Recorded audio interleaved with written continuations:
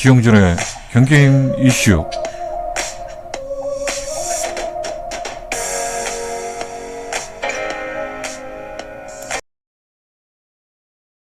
지금 말씀해 주신 것처럼 저는 화성노동인권센터 소장이고요. 동시에 진보당 화성시연회 위원장을 맡고 있습니다.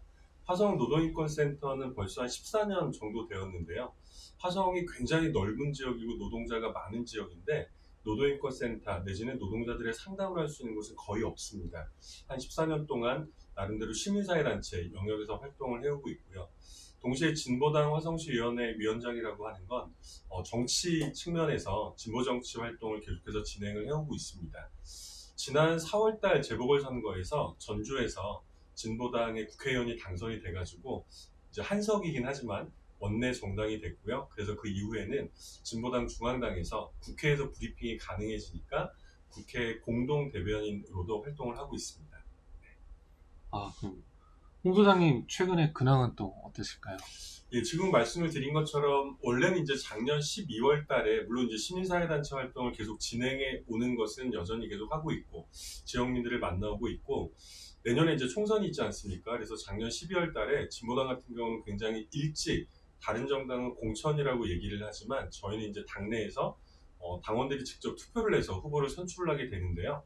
저는 화성시갑 후보로 작년 12월 달에 확정이 된 바 있습니다. 그래서 열심히 뛰던 중에 말씀드린 것처럼 지난 4월 달에 재보궐선거에서 국회의원이 당선이 되고 또 저도 이제 공동 대변인이 되면서 국회를 이렇게 여의도 국회를 왔다 갔다 해야 되는 이런 상황 때문에 최근에는 아주 바쁘게 지내고 있습니다. 주로 주 초에 월요일, 화요일 정도에는 여의도 국회에 있고 그리고 수목금 주말에는 지역에서 지역 주민들을 만나는 이런 활동들을 진행하고 있습니다.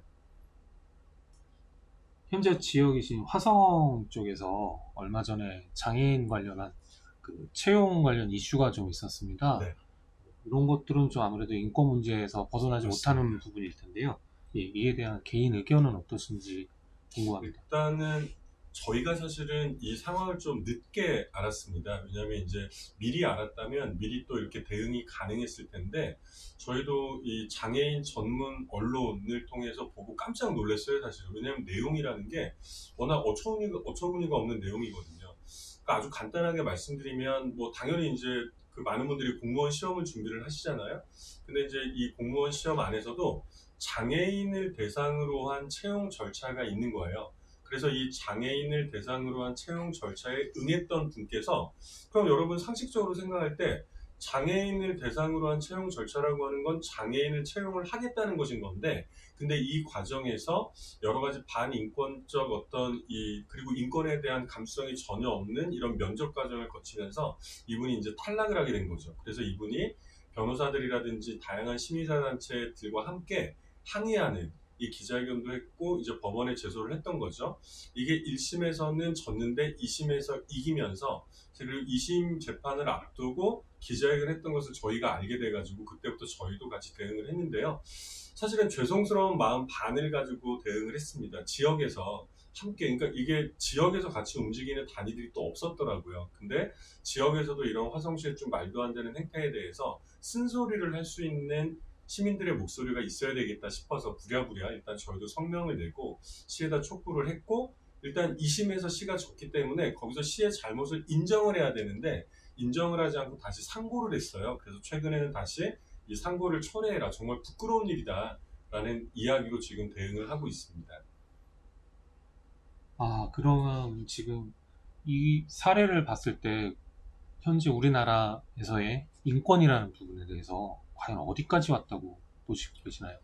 사실은 그 어디까지라는 말을 어떻게 설명을 드려야 될지 모르겠습니다. 예를 들면 최근에 이제 유행했던 말 중에 G8이라는 말이 있죠. 그러니까 G7은 아실 거 세계에서 가장 잘 사는 나라 7개. 근데 이제 대통령부터 나서서 스스로 이제 자칭 우리나라는 G8이다.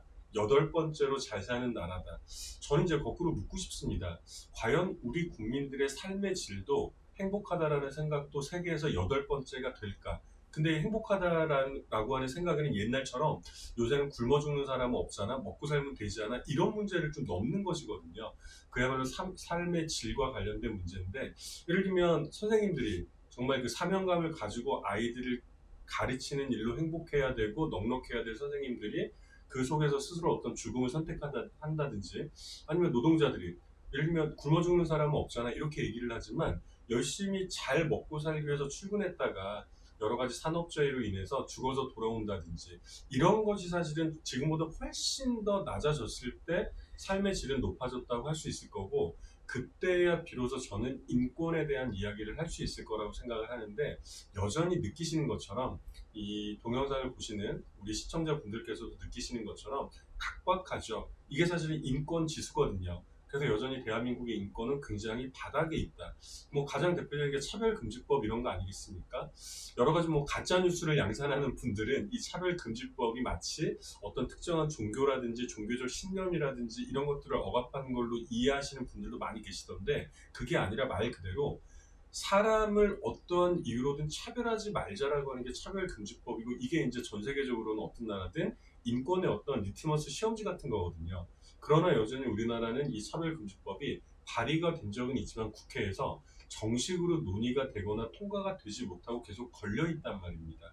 그래서 국민동의청원을 통해서도 작년인가요? 이 차별금지법에 대해서 다시 국회로 넘겼는데 이 300명이나 되는 국회의원들이 다시 거꾸로 이것을 계속 좀 누르고 있는 상황인 거죠. 이게 아마 지금 현재 대한민국의 어떻게 보면 밑바닥인 그리고 어떻게 보면 인권이란 말을 좀 얘기하기도 좀 부끄러운 이런 실상을 정확하게 보여주고 있는 게 아닌가 싶고요. 저도 이제 화성 노동인권센터 소장이지만 저를 포함해서 우리 시민들께서 조금 더 힘을 내주시고 목소리를 내주셔야 되지 않을까 싶습니다. 네, 마지막으로 저희 광교신문 구독자들을 위해 한 말씀 좀 부탁드리겠습니다. 네.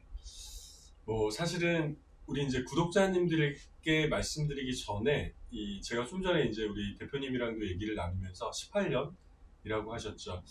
이게 사실은 저도 이제 지역에 있다 보니까 지역 언론이 얼마나 어려운지는 사실은 조금만 들어가 보면 알 수 있거든요. 18년 동안 사실은 묵묵하게 그리고 정말 힘든 과정을 거치면서 여기까지 오신 그 노고와 관련해서 정말 고생 많으셨다는 말씀을 드리고 싶고 아마 광교신문이 여기까지 오기에는 이 신문을 만드는 사람들, 대표님이라든지 우리 기자님들이라든지 이런 분들의 노력뿐만이 아니라 호응해 주셨던 시민들이 있었기 때문에 가능하셨겠죠.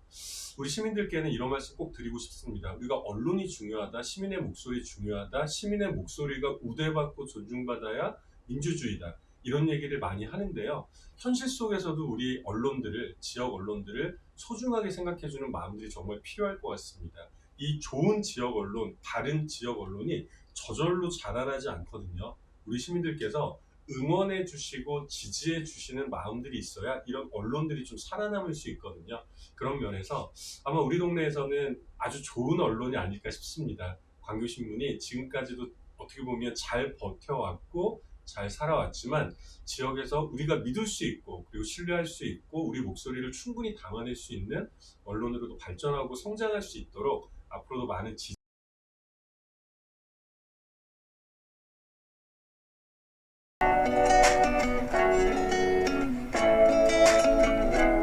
지금까지 지용진의 경긴 이슈였습니다.